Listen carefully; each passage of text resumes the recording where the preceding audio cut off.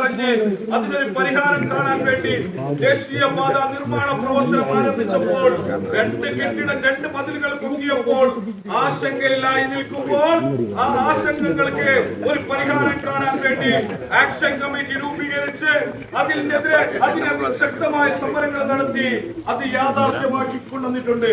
ഒരു മക്കൾ പിറക്കുമ്പോൾ അതിൽ ന്യൂനതകൾ ഉണ്ടാകാം, പക്ഷെ മക്കൾ തന്നെയാണ്. അതുപോലെ തന്നെയാണ് കടന്നു പോകാനുള്ള ഒരു വഴി ലഭിച്ചിട്ടുണ്ട്. ന്യൂനതകൾ ഉണ്ടായിരിക്കാം, വരും കാലങ്ങളിൽ ആ ന്യൂനതകൾ പരിഹരിക്കാനുള്ള ഒരു സാധാരണ ഒരു പ്രവർത്തനം എന്ന നിലയിൽ ഉണ്ടാകുമെന്ന് ഈ അവസരത്തിൽ പറയുകയാണ്.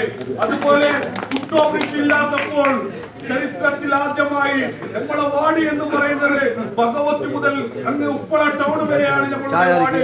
ഈ വാർഡിൽ 2 ഫുട്ഓവർ യാഥാർത്ഥ്യമാക്കാൻ സാധിച്ചിട്ടുണ്ട്.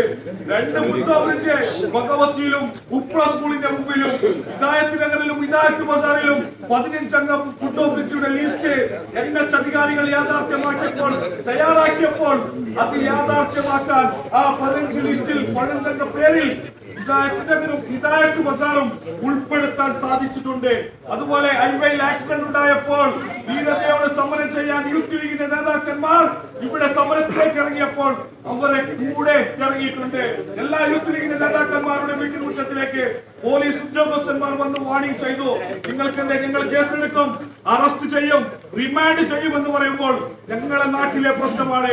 എന്റെ ഉമ്മയോട് പോലീസ് ഉദ്യോഗസ്ഥൻ പറഞ്ഞു, CI നിങ്ങളുടെ മകൻ നാളെ ഇന്നത്തെ സമരത്തിൽ പങ്കെടുത്താൽ ആ മകനെ ഞങ്ങൾക്ക് റിമാൻഡ് ചെയ്യേണ്ടി വരും. കാരണം മറ്റൊരു കേസിൽ സമരം അദ്ദേഹത്തിന്റെ മേലിൽ വാറന്റ് ഉണ്ട് എന്ന് പറയുമ്പോൾ എന്റെ ഉമ്മ പറഞ്ഞു നാട്ടിന് വേണ്ടിയാണെന്ന്.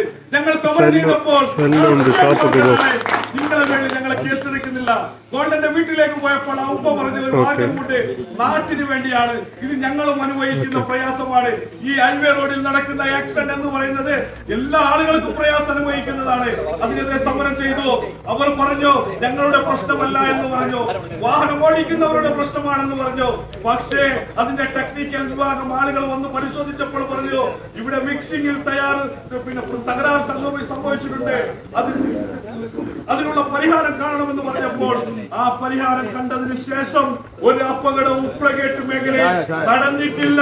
അത് സമരത്തിന്റെ ഭാഗമാണ്, ഇടപെടലിന്റെ ഭാഗമാണെന്ന് കൂടി പറയുന്നു. 5 വർഷം കൂടെ നിന്നിട്ടുണ്ട്.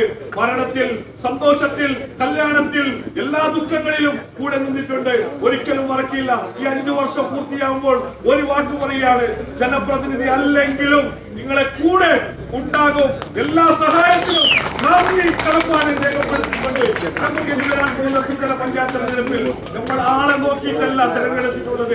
പാർട്ടി പ്രഖ്യാപിക്കുന്ന ചിഹ്നത്തിൽ വോട്ട് ചെയ്ത് നമുക്ക് സാധ്യമുള്ള അല്ലെങ്കിൽ അനുഭവമുള്ള ആളുകളാണ്.